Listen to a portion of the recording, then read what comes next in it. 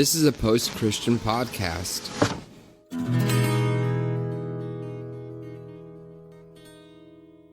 Welcome to the Revolution Church podcast. Good morning, everyone. Welcome to Revolution. We are here from Caleb's apartment where he's back because he had, broke his leg, and he's back in action, back home, and he's over here this time rather than over there. So we have our very sophisticated logo. That's all digital. It doesn't even exist. We had the people from Disney make that for us. Mm-hmm. That's where all the money goes, right there. Logo design. So we're a crazy week back in the COVID-19 world. I hope you guys are all hanging in there. Been quarantining as usual, which is still an adventure with two toddlers, but we've had a lot of fun and watched some fun Garfield. My son loves Garfield and lasagna now. And he has. Does he hate Mondays also? He hates Mondays too, and he has this little Garfield. My son does that. It's really cute. He hides it all over the house for me to find, and then I'm like, "Oh, Garfield!" And he's like, "Garfield just is all over the house, Dad. He just go, it's like the Elf on the Shelf, but Garfield edition." But he's 4.5, so it's really cute that he does this. And I'll hide it under my pillow, so when I come to bed, he's like, "I know you love it, and I saw it at a garage sale, and I knew Papa had to have it." So It's adorable. Since this is my community, let you guys know. I can't really go into details, but I had a really tough week last week. Last week was one of the toughest I've had in a while. But, I'm really grateful that I went through what I went through in the past year and a half and therapy and things like that, because I'm learning to kind of live life on life's terms, which can be really, really difficult sometimes. Just living in acceptance, even when things get dark and when things get tough and out of your control. I've had some family who's been sick and different things like that, and it's just been, one of those things where you just have to kind of go like, hey, this is out of my control. I have to accept it and deal with it. So yeah, I'm there. I'm in the thick. Even right before the talk, I was like, I'm kind of having a panic attack. But luckily, because I've gone through DBT, which is called dialectic behavioral therapy, I just kind of let those thoughts go and move on and do that. Well, today, Jay, I think you need to reset the video. Really? Yeah, I can't get it, and my family members are saying they can't get it. You're I've on the got Revolution? 41. Okay. Is it not Revolution? Yeah, no. You're logged into. Okay. Viewers. Okay. I don't know. Okay. Are you guys? Real quick question: are you guys getting the video okay? We have a few people saying they're having a hard time getting the video. Oh, thank you for the blessing. If it's working. Okay. All right. Well, we'll see. Onwards and upwards. Onwards and upwards. So today, yeah, everybody's saying yes. Okay. All right. Well. We've got. I guess I should just call the last few studies. Going through insurrection, because honestly, I've been reading Pete's book, and it's pretty amazing. Pyrotheology is Pete's theology that comes out of his work with philosophy and different theologies and different thoughts, and it's really powerful. I want to just be like, everybody who's watching this should go get this book. Pete's my best friend, and luckily we were best friends for years before I read this book. I actually was hanging out at his house when he was writing this book, and I'll talk a little bit about that. Back in the day when he was in Connecticut and I was in New York, and we basically became roommates because his house was much nicer than mine. And we were both depressed men getting through life. But yeah, so today I want, I'm going to grab my Bible. Today we're going to talk about, can you guess where the verse is from today? Caleb, can you guess? Survey says Galatians. Galatians! Even Pete Rollins likes Galatians. You can't really go wrong with Galatians. Is there any other book? Yeah, the only book that matters. Just like Clash was the only band that matters. I think what today is, what I hope a lot of you will do is hang on and listen, because I think there's going to be some moments where you go like, I don't know about this. And so you kind of need to listen to the whole talk. It's not one of those talks where you jump in and jump out. If you get offended, know that down the road you might hear what you need to hear. So let's look at that. And I'm going to be reading from Galatians 3, 28. Actually, one of my favorite ones of Galatians. Favorites of favorites. And we're going to talk about Pete's thoughts on it, maybe kind of his interpretation of it, his radical interpretation, but also really looking into what it actually says and what it means for us as Christians, and kind of what being a Christian is. So this is an important one, and I think this definitely links up really good with the resurrection talk and the crucifixion talk. So, those three, I think we're all going to be interrelated. And if you haven't heard those, you can go back and listen. So Galatians 3:28 says, there is no longer Jew or Greek. There is no longer slave or free. There is no longer male or female. For you all are one in Christ Jesus. And if you belong to Christ, then you are Abraham's offspring, heirs according to the promise. Now, what we're going to focus on is our identities and how those are seen in society, and what we do with our identities. Obviously, identities play a huge part in our lives and in politics, and so it's like the video is mirrored every week. Revolution's logo is backwards. Oh no! We have to pay a lot of money to get that flipped. It's a big deal to get it flipped. But here's the idea: is what does Paul mean when he says there is no longer Jew, Greek, there is no longer slave or free, there's no longer male or female? What does it mean? This is the hard question. So let's look at Rollins, Dr. Rollins' Insurrection, and see what he has to say. And then I'm going to add my own spin to it. Make clean it up a little bit. If you're following along in your insurrection books, we're on page 165. Pete says, each of these categories, Jew, Greek, slave or free, male or female, represented a fundamental division that existed in the time. Jew, Greek described religious divisions. Slave free described political division, and male and female male described biological division.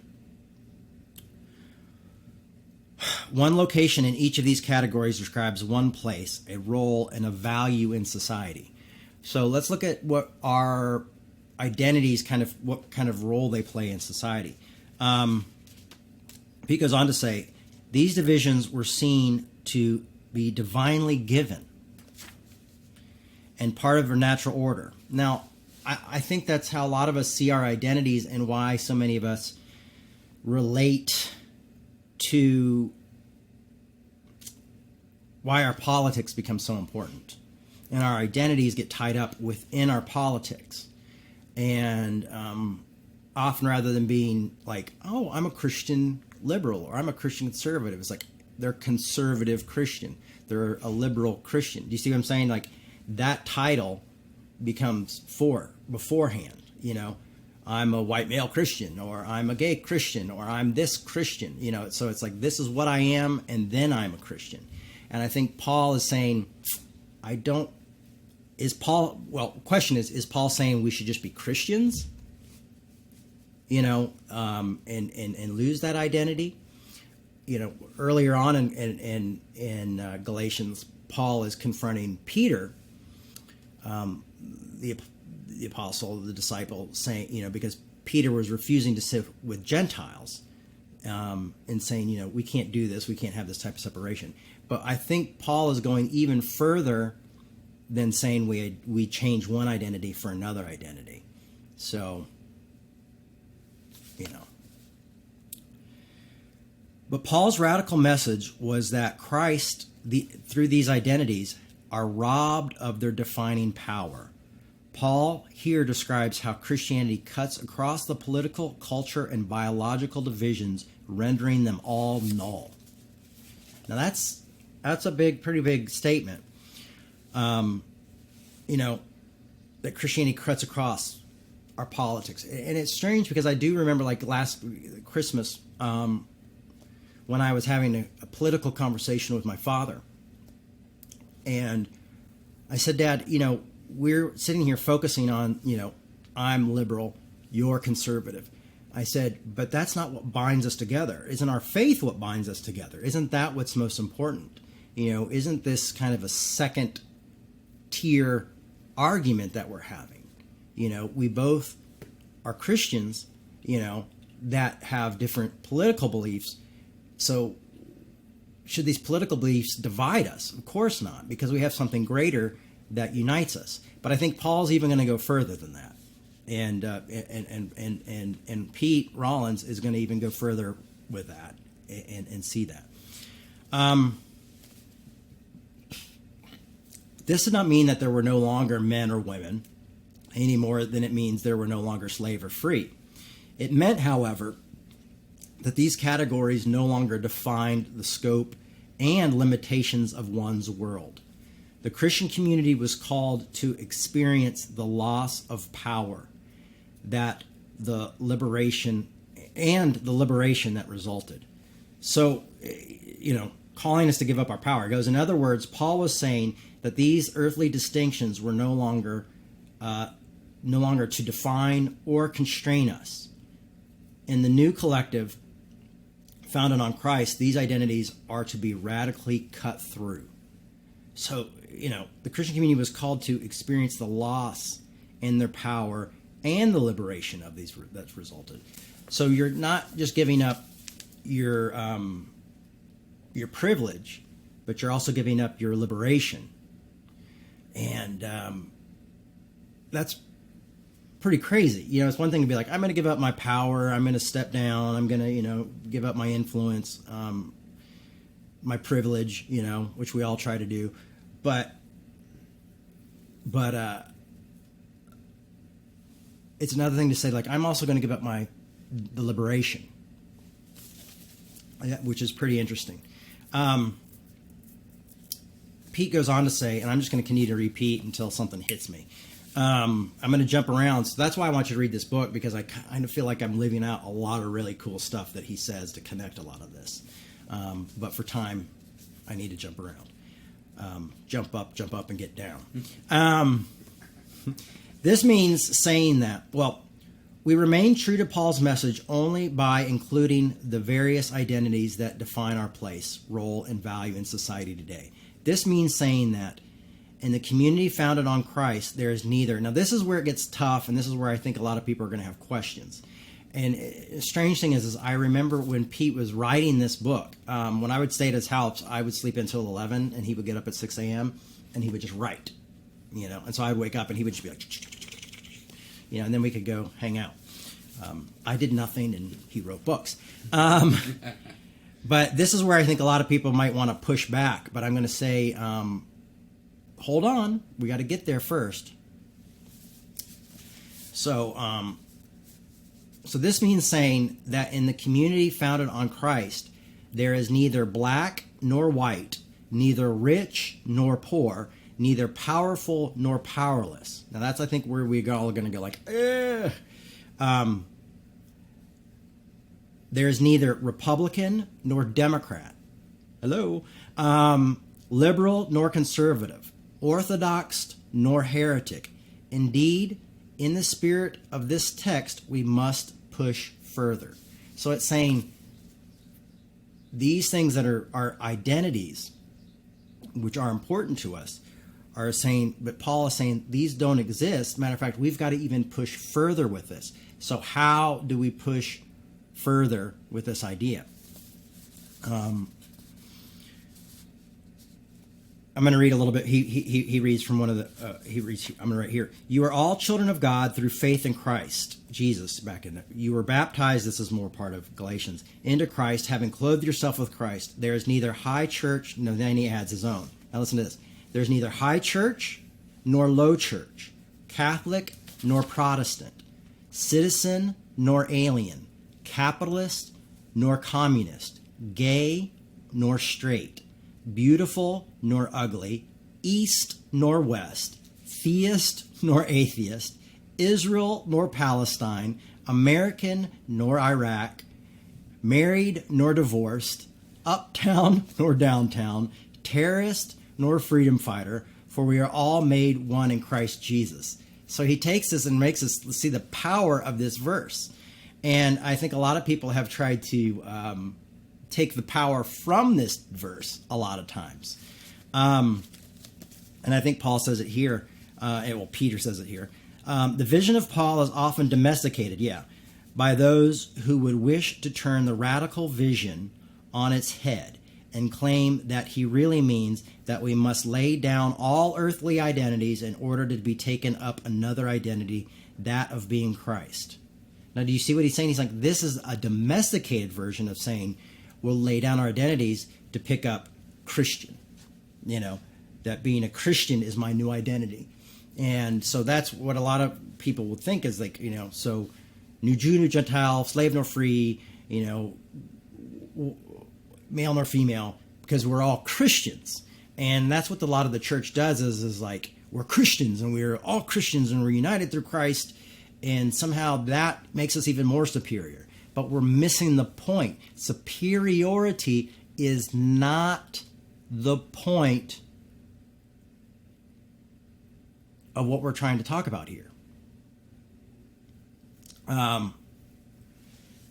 So, and I like it. I'm already seeing pushback from people in the comments, and that's great. But I told you to hold on. Okay, Greg. So hold on. We're gonna get there. But I love this. I love this because we all just want to be, we're all Christians, and it gets really uncomfortable when Pete says things like neither terrorist nor freedom fighter. But the thing is, we've got to remember, a freedom fighter in our eyes is a terrorist in someone else's eyes.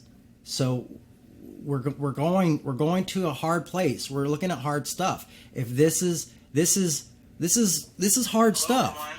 This is adult stuff. This is this is taking your faith to another level. This is dying to your flesh. This is taking up your cross. I mean, this is where this faith becomes something more than just, I said a prayer, I have a belief system, and now I'm a Christian.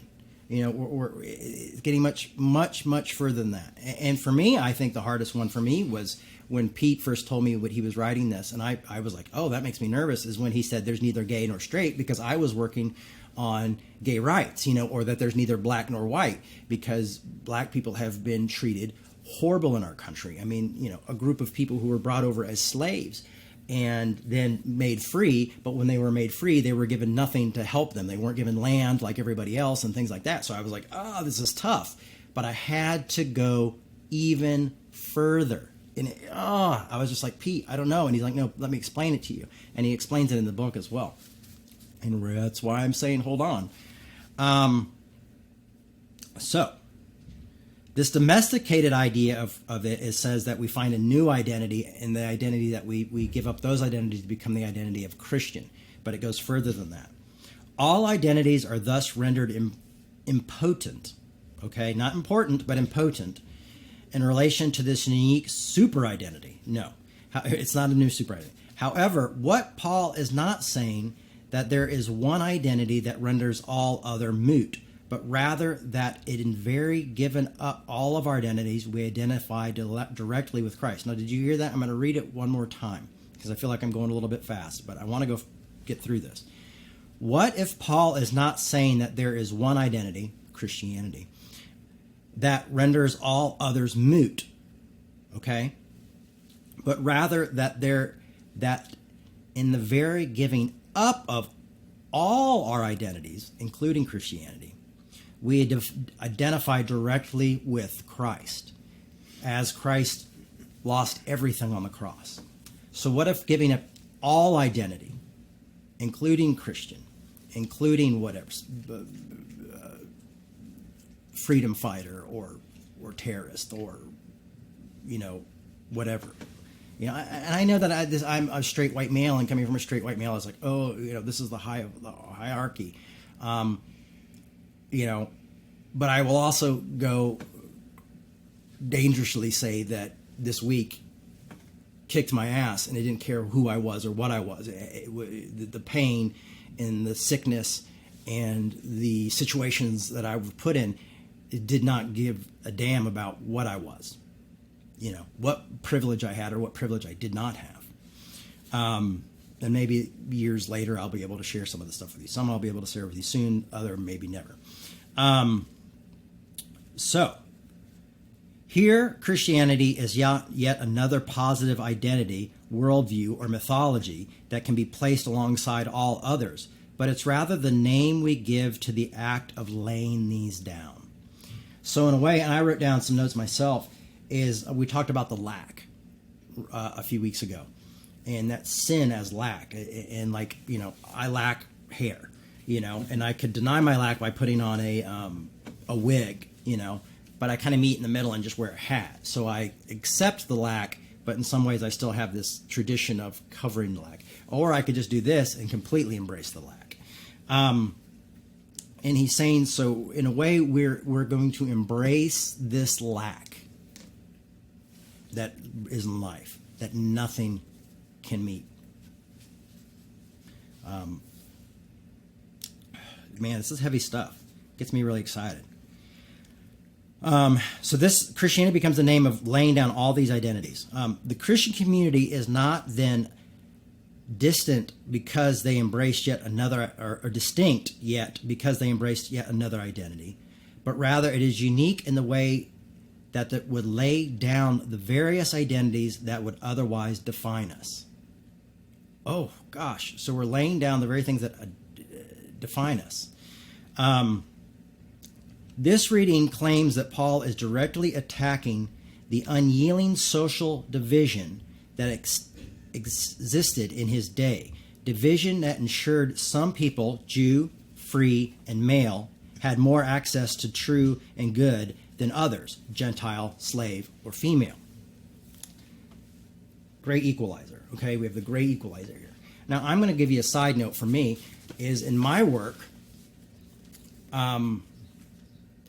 why I feel like I'm not a progressive or a conservative, is because I feel like we can work for justice for all. I think we all go through pain. We all have lack. We all have this thing that, in a way, the pain and the lack is more powerful to draw us together than the names that we claim, than the politics that we claim that so divide us. I think there's something, this gap, this lack, this space that would allow us to come together as humans in humanity in a way that's very powerful, that would allow us to look at these issues, because all these identities come along with different issues and different desires, and different lacks and different injustices that need to be faced. But I believe with somewhere within this lack can bring us together in such a community that we can work on these issues on injustice and different things like that in a way that is way more productive, way more healthy, and much less divisive. It creates a table for us all to sit at with none of these identities, where no one is superior, to strip these down and to have the hard conversations. And because unfortunately when we scapegoat other people, or like recently I saw a progressive Christian comparing Trump to Hitler, and to me that's just lazy thinking. Trump has not put many millions of people in ovens. It's just not a fair comparison.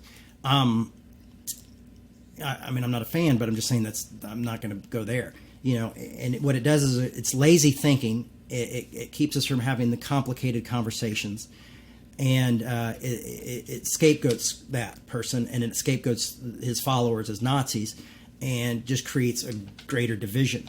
And Paul, if you know the Apostle Paul, and if you're Paulinian at all like I am, you realize that Paul was continuously fighting against this division, that he was continuously seeking unity, to the point of even alienating Peter and confronting Peter, who was definitely above him, definitely seen above him, definitely seen as the head of the church. But he said, we can't have this split.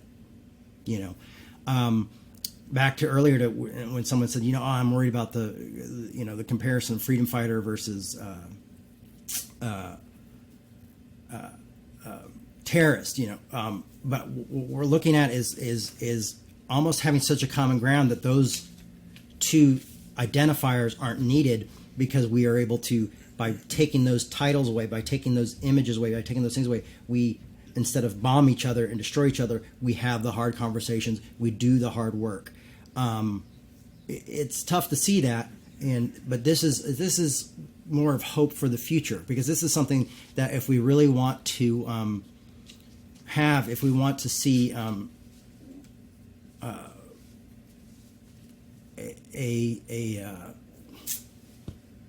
revolution. Not a revolution. A revolution would be nice. Martin Luther. A reformation. A reformation. If we want to see a reformation, these are things that we have to do to create this reformation, and we all have to start living in this lack, and not allowing ourselves to be distracted by what society tells us we must be. So in some ways, this is a very punk rock ethic. In some ways, this is almost an anarchic way of thinking. Sorry, I'm a little intense right now. All right. The reading claims, I'm going to read this again, that Paul is directly attacking the unyielding social division that existed in his day, division that ensured some people, Jew, free, or male, had more access to the truth and good than others, gentle, slave, or female. Now I'm going to jump over here. I promise you that this will hopefully all make sense one day. Pete says, in this way we can approach Paul's statement in the book of Galatians as describing of how the very act of becoming nothing, we identify with Christ. We could even say that Christ there is neither Christian, that in Christ there is neither Christian nor non-Christian. For the word Christian itself now refers to the embrace of a concrete identity with a concrete mythology, rather than the reunification of these. So, what we're saying is so if Christianity, there's neither Christian nor non-Christian, what we're saying is we're surrendering this idea of that Christian is another identity that we just pick up, that we just trade one identity for another. And that's often happens when people give up faith, is that they don't give up legalism, they don't give up the anger, they don't give up some of the things that were really messy about the belief system that actually pulled them out. They just trade another identity for another. So now I'm an atheist. Now I'm an agnostic. Now I'm this. Now I've just traded another identifier, for another, I've just traded them out, rather than another identity, rather than stripping myself of identity in order to have a hard conversation and see what exists within that gap. What's in that before I go here to here? What's here? Can we live here? Some people would say it's the tension, but I want to call it the lack right now. Can we go into this lack? And can we all sit within this lack and maybe come to a place where these are secondary? I should have a marker board so I could draw it. But of course, everything would be backwards. So then I'd have to learn how to write backwards. Identifying with Christ, then, does not involve a way of adding some new interpretation to the world, but rather involves an act of subtraction in which we lay aside our various interpretations of the world. I'm going to jump down a little bit more. Like I said, you really should read Insurrection because I'm leaving out a lot of really good stuff. The intellectual rejection does not prevent my direct and total participation in these identities. We don't have to believe in the various roles that are given to us by our political or religious or social context. We can even laugh at them. Now that's pretty crazy. It's like, I'm going to laugh at what you tell me that I am because I find it absurd.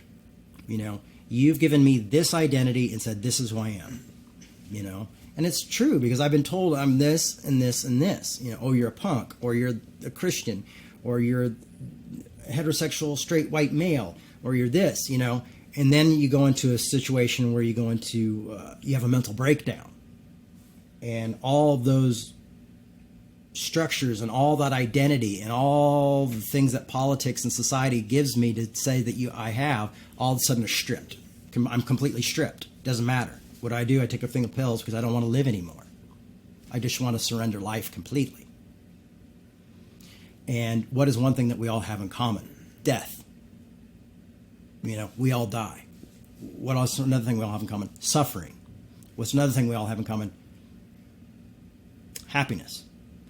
These are different things that can bring us together and that we can experience within this gap. I hope Pete never sees this because he'll think I'm bastardizing his work. All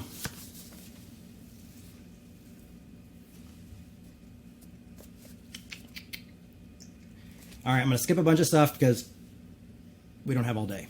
I wish we did. Now, this is the part that I was telling you to wait for right here. Okay, everybody? Of course, an opaque bibliological, socialistic, symbolic background continues in us. Of course, we cannot forget our gender, our sexual preference, our political opinions, our nationalities, etc. But while being within them, we can find ourselves no longer of them. Do you see what he says there? So everything where he said, neither gay nor straight nor terrorist nor freedom fighter nor this nor that. Okay, those are still part of it. It's not that they're all just disappear. It's like Nelson, we don't vote anymore. We don't think this anymore. But what he's saying is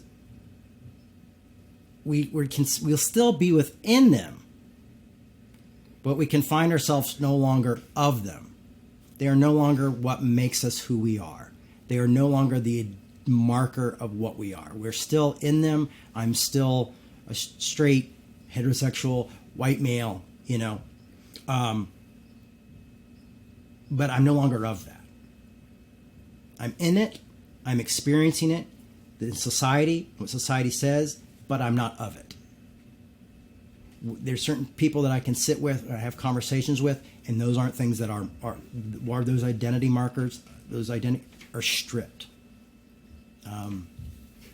Pastor Lawrence, who's spoken at Revolution before, and we've interviewed from each congregation, is a great example of me and Pastor Lawrence coming together, and we both our identities just kind of melt away. and not even Christian, and we just have really good conversation, sometimes really tough conversation. But it makes life stronger. It makes life better. So it's interesting. I'm still going to go on and try to get to the end to explain this a little bit more. So what Paul Pete says here, what Paul instead describes is the very way of life that starts right here and right now. Right here and right now. It just starts right here and right now. In the very midst of the world, we enact crucifixion and resurrection here in the place where we currently stand. When Jesus is described, it says Jesus did not claim to his right as God.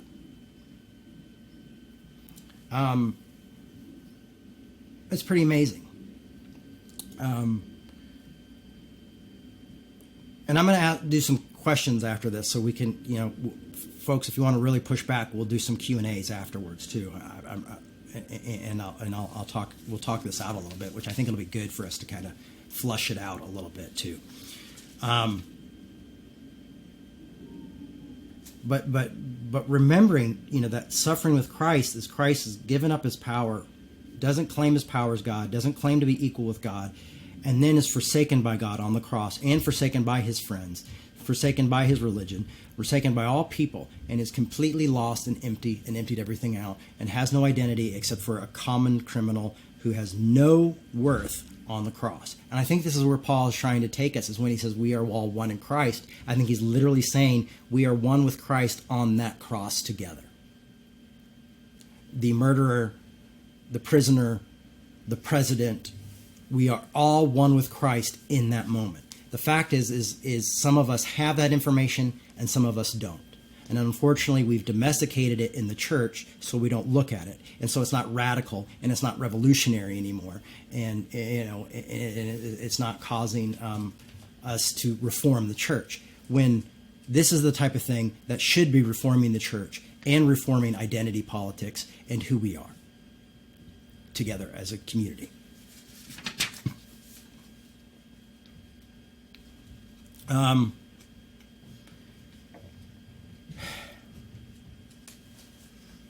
So someone I saw mentioned the gaps in the comments, and this is very interesting, is because it says, the truth is not found in the conservative, liberal, evangelical, fundamentalist, or orthodox traditions, but in the spaces in between these traditions and in the gap that exists within them. Gaps which open them up to ever new apocalyptic possibilities. So are we ready for a new apocalyptic possibility? Are we willing to live within the gap? Are we really literally willing to be neither male nor female, nor Jew nor Gentile, nor slave nor free, nor Republican nor conservative? Are we willing to allow these identities? I don't think a lot of us are, honestly. I would even say that some of you here aren't, because you're having struggles, probably saying, well, this one identity I can't give up. This one thing I can't see past. And what I'm asking you to do is to challenge yourself and think about this. I want you to think on this. My whole thing is not to convince you how to believe or tell you what to believe, but what I want you to do is to think about it, to look into it. That's why I'm saying read Pete's book, Insurrection, and think about this. This is pyrotheology, Pete's theology, and I will say this, and I actually texted Pete yesterday and said, man, I hate to say it, but I think I prescribe to pyrotheology. I'm into this thing. And then he said, well, I will mark this day as the downfall of pyrotheology, as loving Irish people like to say. Compliment, insult, insult, compliment. It's how they show love. All right, we're almost done, and then we're going to have a really hard conversation, folks.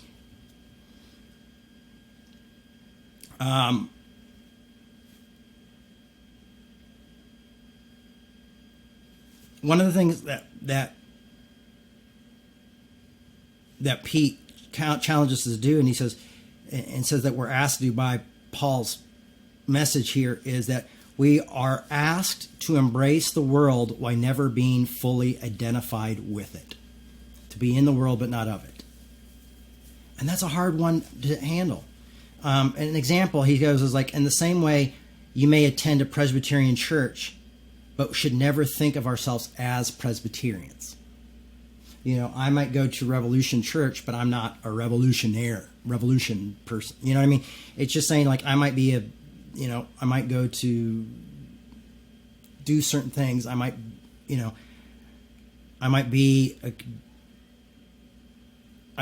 have liberal leanings and be a liberal, but I am not going to think of myself as just a liberal. Because when I put that on me, when I put that construct on me, when I put that label on me, then I have to live within a certain identity and a certain way of thinking. And it's like often when I tell people I'm a Christian, I'm a Christian. You know, and they're like, well, what kind of Christian are you? When I was on dating sites. And I'd be like, yeah, I'm a pastor. You know, they're like, oh, what, do you hate gay people? And do you hate that? You know, I'm like, no, I'm not that kind, you know, because I had that thing. So I have to, I'm a liberal Christian. Oh, so you think this is okay, and you think this, and then you think, and then you think all these people are bad then. I'm like, well, no, I don't think all those people are bad. I know a lot of good, wait, but you're this. Do you see all of a sudden what our identity is doing? Not only is it giving us something to be proud of, but it's also limiting who we are in society. And it's allowing society to decide who we are and what we believe in certain standards. Oh, you're a punk, so you must believe in this ethic and you must believe in this idea. I mean, one of the greatest things that The Clash did is they did this amazing punk album, and then they continued to create music that was not punk, that was outside of punk, and it was the most punk thing they could do. You know, is by creating new sounds and new music and new this and rapping on one of their freaking albums. You know, and people are like, what are you doing? You can't do this. You know, that's not punk. And we have the world telling us, you can't do this if you're a liberal. You can't do this if you're conservative. You can't do this if you're progressive. You can't do this if you're LGBTQ. You can't say this if you're, or do this if you're, you know, a white male. You can't do this if that, you know. And so society creates this thing that we're in. And I'm going, I'm not going to do what society tells me to do. I'm going to live within the gap. You know, and it's hard, you know, and for me, it's hard to be called a Christian because of everything it comes along with. But I hope that one day we can redefine this term. I think hopefully we can have people like Pete Rollins' ideas and Slavoj Žižek's and Apostle Paul and Martin Luther King Jr. and these ideas of what Christianity could really be and represent to be alive. And then hopefully if once that gets into a box, the next generation of people will come along and say, okay, what's the gap here? Because now it's here, because we just continue to create a system, and then someone else can say, how do we get out of this system? You know?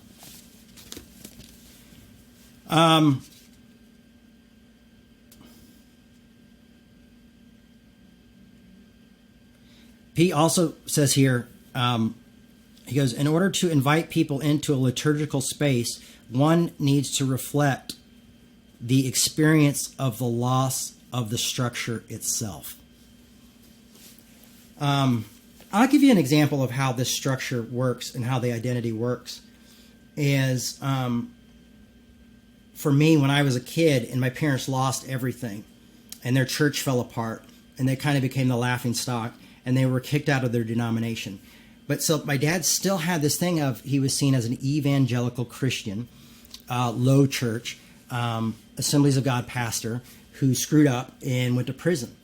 Now, when he went to prison, it was only seen as that other evangelical preachers, other conservative preachers could come in and visit him or help restore him or reach out to my family and help my family.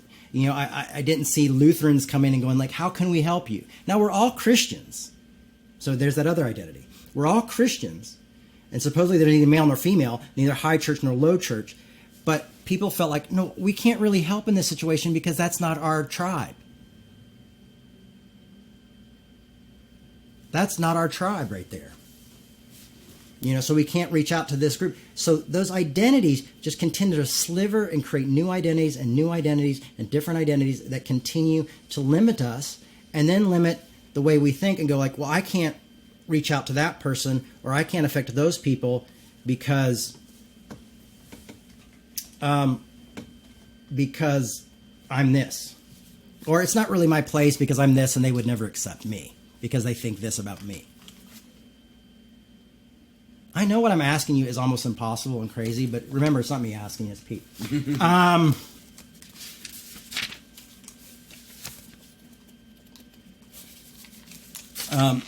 Rollins says, authentic collectives based upon the crucifixion and resurrection then will be marked by the way that they reflect this central experience in their prayer, music, and liturgy. Now, unfortunately, Revolution doesn't have any of those things, so we'll move on. But not only questioning social, political, and church identity, as we see in Christ, who was abandoned by his friends, the religious community, and political system, but in bringing about the very loss and the ultimate grounding, as we see in Christ's cry to God. So Jesus is grounding everything, his foundation, everything was lost on the cross. My God, why have you forsaken me? Why have you forsaken me? The ultimate grounding is gone and left without his feet. Brings about the very loss of the ultimate grounding. That's the type of communities that we need to have. And what I love and I feel lucky about Revolution, and I feel really, really happy about, is that we have conservatives, that we have liberals, that we have Christians, that we have atheists, theists, agnostics. I mean, I'm always surprised by the different folks who are part of our community. Mm-hmm. And that we've gotten there, that we've gotten a lot of this place. And that we're honest to God, when we sit in those rooms together, when we talk to each other online, when we're here online together, our identities aren't wound up in those different things. Like, I see a lot of you talking to each other, and I know some of you, and I know your political beliefs, and I know they're completely opposite, and you're enjoying this talk. You're coming together. We're sharing in this challenge together. We're sharing in this, like, I don't know if I feel comfortable with this gap together. I don't know if I like that group. I don't know if I want to give up my identity, and we're sharing that together because we're not even sure what each other's identities are. That's pretty amazing.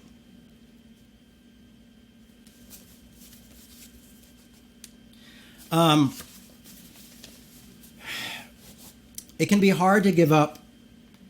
Now listen to this. I think this is great. I think this is genius. Don't tell Pete I said that. He'll never listen to this, I'm sure. But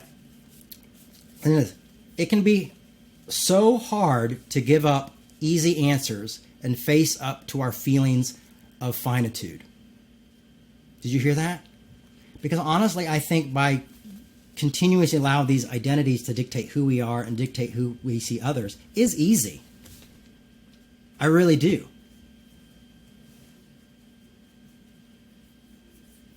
I mean, I think we want the easy way out, and we have lazy thinking. I think I just see so much of it. I just see so much of a scapegoating that it's just lazy thinking that is really doing nothing but dividing us, causing us to ostracize one another, and even causing some of us to die and kill each other. Because it's just such simplistic thinking, and that we're not willing to look deeper into it. We're not willing to share the human experience together. We're not sure to allow our suffering to bring us together. And I think suffering is a big thing.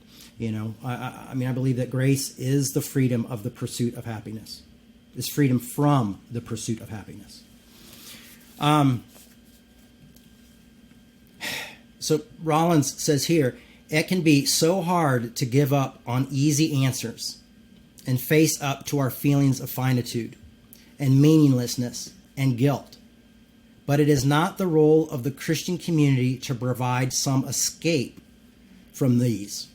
Rather, such a community offers a way for us to confront them and affirm them together. So if you're going to church for escape because you like the music and you like to feel good, no, I meet people there. Who cares what the pastor says? Revolution is really not the spot for you, because we're here to try to deal with really hard issues and talk about stuff that we're really working through. I'm working through this. I don't have this arrived. I bring things to you that I'm working through and that I'm thinking about. I'm not like most pastors. I'm not perfect, but this is the community. This is what Revolution has always been and has always wanted to be, is a place where we come together and we don't have the easy answers. We don't go like, oh yeah, if this guy gets in, we're all good. If we just do this, it'll be fine. Well, if you just stop doing that, you'll be cool. Well, if we all agree on this one thing together, there's one thing that brings us all together, and that's it. And that's usually in church, that's faith. But in Revolution, we don't have that. That's not what brings us together. What brings us together is a common humanity, empathy and sympathy, and loss and hope. Those are the things that bring us together. Not Jesus, not politics, but the gap, the lack. The lack has brought us together as a community. And that is tough. And I'd rather it not be. I'd rather have answers. I'd rather have certainty. I understand why certainty is so addicting. I'd rather be able to tell you that person is bad, this person is good, and this is how we do it. Now, I can tell you on a simplistic level how I feel about certain people and why I think certain people are bad or some people are good, but that is not fair, because I don't know all those people in that community. I do not know all those people who subscribe to that identity. So I don't want to have easy thinking anymore. Life is so hard. This week was so hard. I see so many of you suffering, losing loved ones, going through things, self-doubt. Life is tough, and I'm not going to sit here and sell you a bill of goods.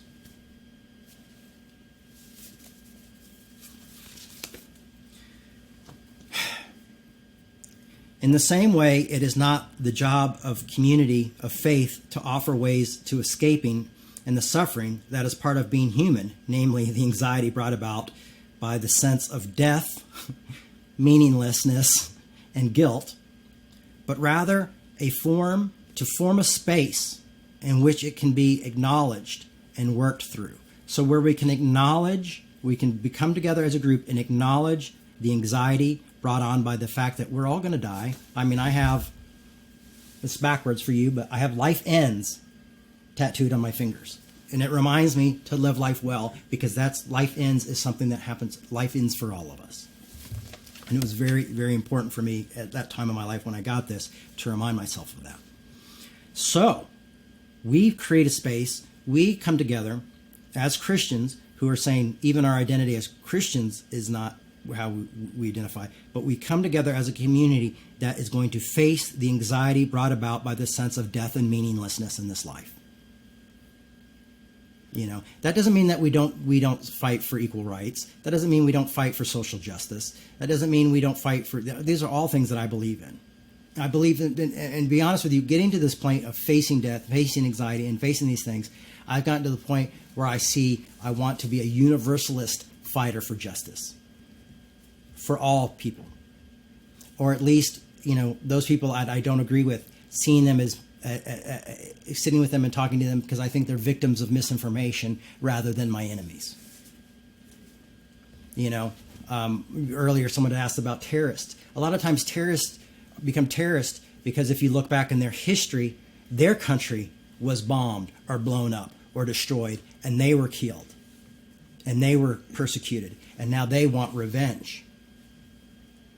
And we go like, oh, yeah, it's simple thinking, but it makes sense. And that kind of history repeats itself if we stay in the ideas and the thoughts of simplistic thinking.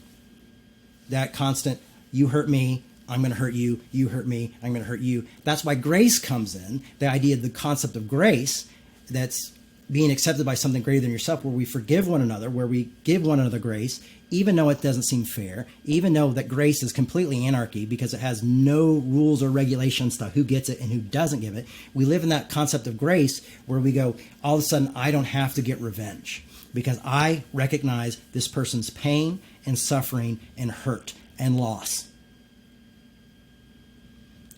Because I have it too. And those feelings, those experiences of living life on life's terms are greater than the fact that they're Catholic and I'm Protestant.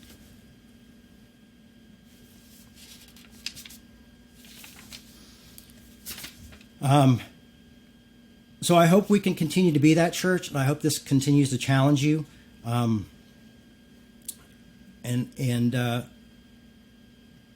We continue to be a space, that Revolution has continued a space for all of us to acknowledge our anxieties, our fears of meaninglessness and guilt.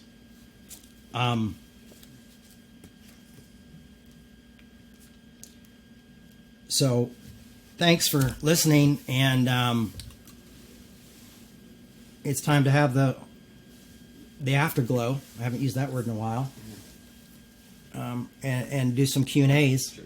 And we've got Caleb on the mic who's going to read some of these questions. And I think there's been some good comments through the whole talk. Yeah. I try to ignore them so it doesn't completely screw up my sermon. But, yeah, let's see what we can do, if it's even worth what we can come up with.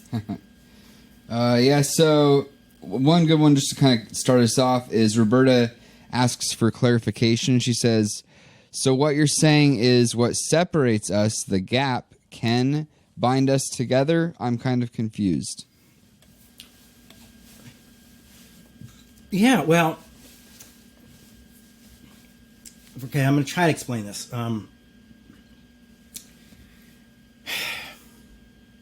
Identity for me would be like, here's an identity of conservative, and here's the identity of liberal. And we're fighting, we're arguing, and there's kind of this space of no identity, or a space here where, it could even be something that connects us, is the fear of death, or the fear of being irrelevant, or the fear of being guilty and not doing enough.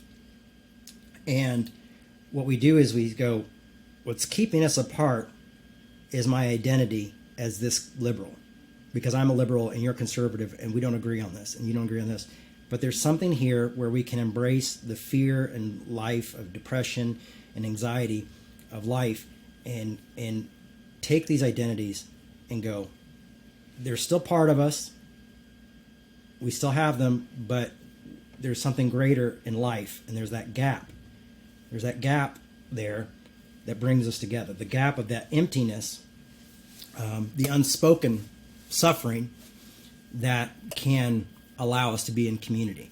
And that's what happens, I said in Revolution, is that why we're able to come together with different political beliefs, different religious beliefs, different theological beliefs, and a system, and come together through a common humanity. Because there's a lack. There's something missing that we're all saying, like, I'm a Christian, I'm going, there's something missing from my Christianity. You're conservative. There's something missing from that. That's not giving me the answers. There's a brokenness and an uncertainty that can bring us together. Does that make sense? I mean, what do you think on it?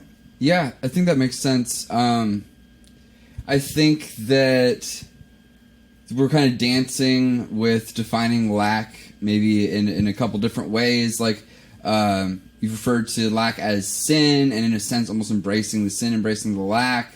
I think that at the heart of it is kind of a question of we're not gonna fill the lack. Yeah. The lack is essentially there and is always there. We're united in a pursuit of satisfaction. And another way to phrase that is having lack and then having the pursuit of the satisfaction of the lack, which is just a big philosophical concept. And so, embracing and realizing that lack isn't going anywhere, and that's an okay thing, and are trying to fill that lack with temporal solutions is part of life. It's not going to give us an eternal, oh, got it, like locked in the final answer, but that's part of the game. You know, you're going to digest and excrete the food that you eat, but you still have to keep eating it. Right. You have to keep trying to fill the literal lack, you know, in your stomach.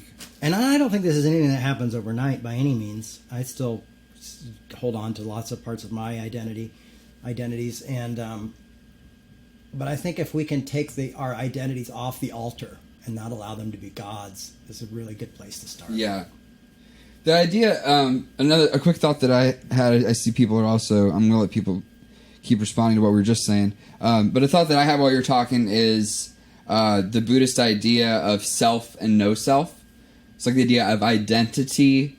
In Buddhism, there's the term Atman, which is the soul or the self, the identity. And so there's a level of enlightenment in realizing yourself, realizing in this birth I am, like you were saying, you know, like in your case, white, straight, cisgendered male.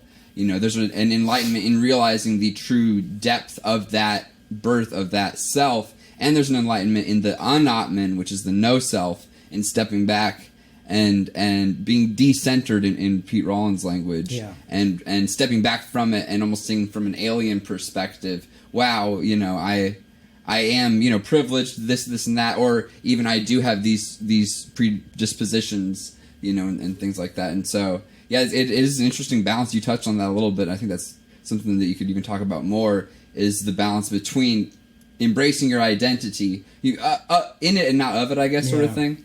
Embracing it and also stepping back and being decentered from it. And before you read another question, just another thought that I had is that also, like, giving up my identity as, like, Jew versus Gentile, and then I would be kind of more seen in that Jewish position, but also the Gentile, because often we, I also think there's a hierarchy of suffering, you know, where sometimes we get in this competition of who suffered more, and we create a hierarchy there. Yeah. And so I think there's this constant wanting to be on top, and I think what this is in a way just trying to be a great equalizer. What is there any questions? Yeah, a lot more discussion than questions specifically. Ray responded, kind of going through the same thread about addressing the lack and it bringing us together. Ray says, I agree with this, but how do we get people to meet us in the gap of the lack? People generally fear admitting to the lack. I don't know how it's done as far as, I mean, except for what we're doing with Revolution and having the conversation. And we obviously can't force anybody to get here. I know that when I share this type of ideas on social media, I get a lot of pushback from everybody.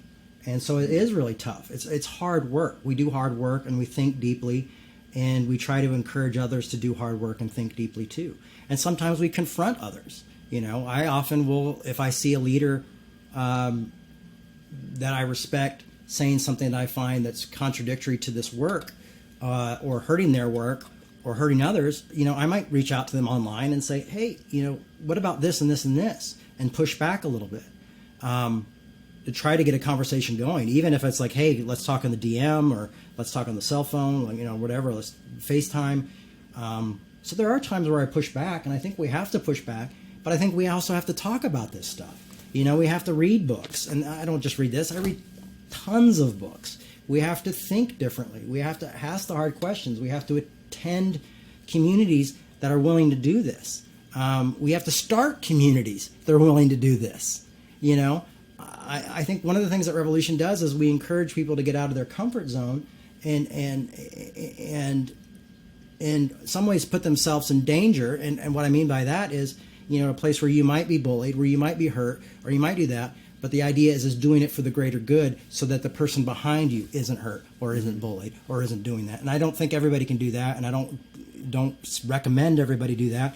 But I do know that some of you can do it, and that we're called to do that and to create these spaces. It shouldn't just be Revolution. You're going, well, who can do this? Well, I can't do this. I agree with you. Start a church in your community.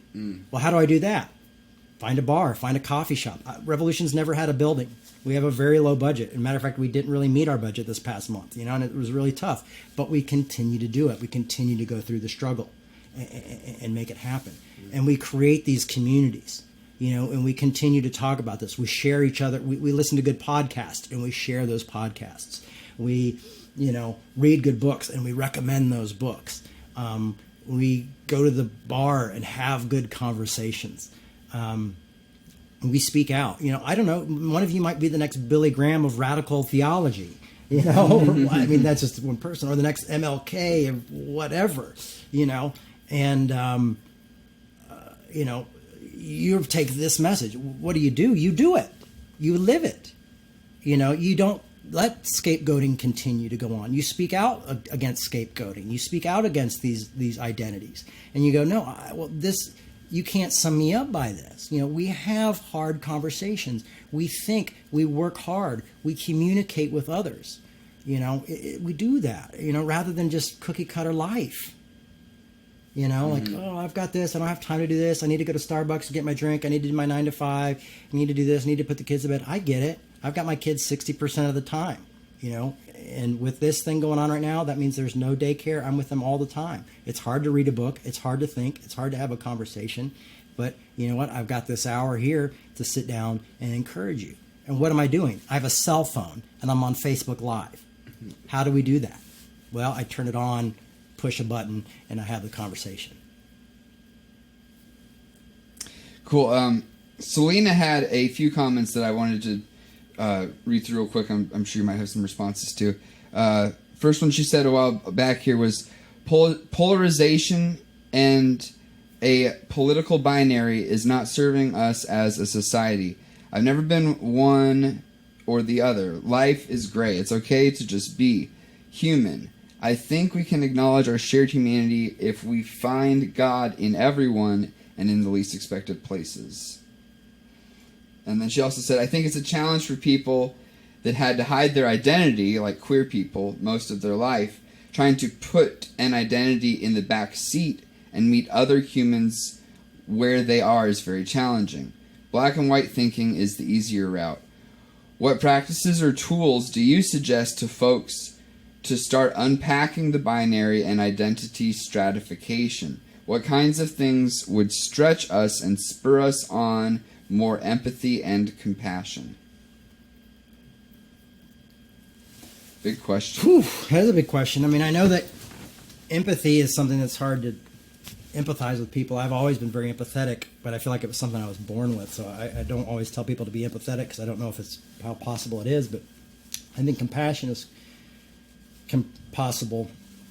And I think finding the rare moments of, I'll use politics as an example, is like, like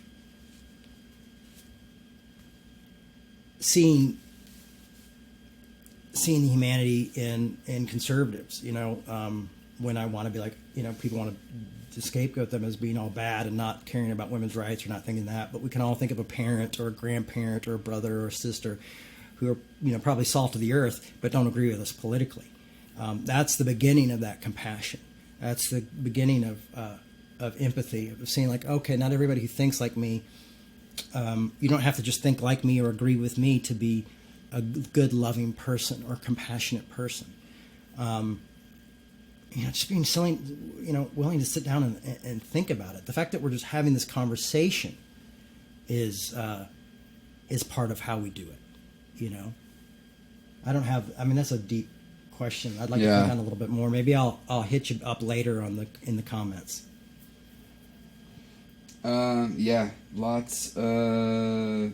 Lots of good discussion between people, which that's great. We love to see that. I'd rather have that, Yeah, because I don't have all the answers. Let's go out maybe with one more comment here. Joanne says, as a senior citizen who by this point of life has experienced the death of so many I loved, elderly whose days were done, what I have witnessed is each one of us become one sentence that is spoken as a summation of our whole existence. Wow, that's deep. We write this one sentence our whole life through. So, being mentally, spiritually, physically aware our whole life as to what is the core of our being. That's great. That's something Nietzsche talks about that, about how there's not really a core self. What we're doing is painting expressions of ourselves that we want to be a consistent character at the end of our lives. Yeah, like what do you want on your tombstone? Right. Yeah. We're constantly creating ourselves as sentences, as was it Joanne put it? That was very deep. Thank you for sharing that, Joanne. That was super deep. Yeah, that was lovely. We can all learn that. I mean, honestly, another way we can learn this is talking to people who are senior citizens, to folks who are older than us. You know, people who've lived a long life. Sometimes they may have missed it, but other times they may have really gotten something. But unfortunately, in this society, we ignore the elderly and often put them in homes and don't sit down and learn from them, and then continue to repeat the same mistakes over and over again because we've put, grandma and grandpa in the home, and we'll go see them, for an hour a week. But maybe that hour a week should be spent like, what were the most important lessons you learned in life? What mattered and what didn't matter? I think you can find out a lot of that, and I don't think you have to read theology or philosophy to understand that. Was there any hard pushback? Not really. Okay. You gotta try harder next time. I thought I saw some pushback, but I guess maybe I missed it. Well, you know what? I missed the first half of the feed because you're streaming from your personal thing right now. Okay. That's why I couldn't find it. You're not on the Revolution, so I can't see the first half of the reactions. So. All right. Well, everybody, thank you so much for. But hey, they can send them to Q&A with Jay. Yeah, we do this new thing now, Q&A with Jay. So if you got a pushback here and it wasn't talked about, or I didn't talk about it, and you really wanted me to talk about it, me and Caleb have restarted up Q&A with Jay, where you can send your questions, whatever they are, if they're referred to a certain topic or sermon or something. Ask me about it. Let me know what sermon it was, just so I can try to remember, recall, and I'll answer the questions or respond. I mean, I don't have all the answers. To questionsforrevolution@gmail. So yeah, you can send that to questionsforrevolution@gmail. So questionsforrevolution@gmail, and then we'll do a Q&A with Jay, which we'll put up on Facebook, and try to put it on Instagram, and try to put it on all different places. Eventually, we want to put it on the website. So yeah, we'll do that. I hope you guys have a great Sunday, and thanks for sharing it with us. And yeah, I'm gonna end with we're all going through a real rough time right now with this quarantine, and God knows what's going to happen in the future. This is tough. So just keep your head above water. Keep talking to each other online. We're going through it too, but I really believe that my mom used to always sing the song "You Can Make It," and we used to kind of say that from faith. I think it was more like because we were doing really great. But after living through a lot of what I've gone through and suffering, I think we can do it through experience. I say it from experiences. You can make it. And even my darkest hour, I'm grateful that I lived through it, even though that was a failed attempt on my own life that I take. I greatly that I failed at that, because I find things did get better. So no matter how hard the situation is you're in right now, things do get better. And if you go like, Jay, all I can think about is this depression or this darkness or being alone. Well, I just gave you a bunch of crap to think about, and that's what I've done. I'll jump into theology and philosophy. And what I found is that I found hope in some of that stuff as well, and found ways to deal with this stuff. So we love you guys, and stay strong out there, and be safe, and stay home if you can, and wear a mask when you go out. Love you all. See ya. Bye-bye. We'd like to remind you that our ministry is supported 100% by listeners like you. To make your 100% tax-deductible donation today, please visit revolutionchurch.com/donate. You can also learn more by clicking the donate section on the website. If you enjoyed this show, you might also like The Sacred Collective. Can I ask, were you fully buying into that up until the point that you were 13? Was that just like, did you just kind of assume that? Those are some weird years, but yeah, I did. Mm-hmm. I did believe all of it, Yeah. I really only started questioning it around that age. Mm-hmm. And, but I didn't want to leave, but I was scared to leave. Mm-hmm. And so like those 4 years in high school was just kind of like up and down, because it was very emotional for me. And compounding factors, I have an anxiety and panic disorder. Mm-hmm. And so not only am I considering if God is not real, I'm also considering, am I going to hell? Yeah. That does not play well with anxiety. Yeah, of course. So, Yeah. like, it was really traumatic to be considering these choices and considering these options and not trusting myself, and then kind of feeling like I had to double down. So a lot of high school was just like, this doesn't make any sense. I'm an atheist. And then everyone wants to debate me because I'm in a Christian bubble. Right, yeah. So I'm just getting emails all day long. Everyone's just like, hey, what questions do you have about the Bible? Right. Let's rip it out. Yeah, Let's do yeah. it right here, right it's now. apologetics, which is like a whole culture, really. Like, we have an answer to any question you could have. Yeah, you it's just on let tap. me know. Let us know. I've got it all Yeah. figured out. Don't you worry about Yeah. it. Yeah, fuckity fuck. But yeah, so people wanted to debate me, and I was like, first you have to prove that there's a God, and then you have a whole lot of work after that to And prove that your God specifics. is this character that's presented to you in these scriptures. There's a lot of burden Yeah. on them to do that. And so I just kept on getting frustrated and hitting my head against the wall, yet at the same time feeling still pulled towards the religion because of my dependency on it. So I internalized all that, internalized the shame of of it not making sense to me. That was a post-Christian podcast.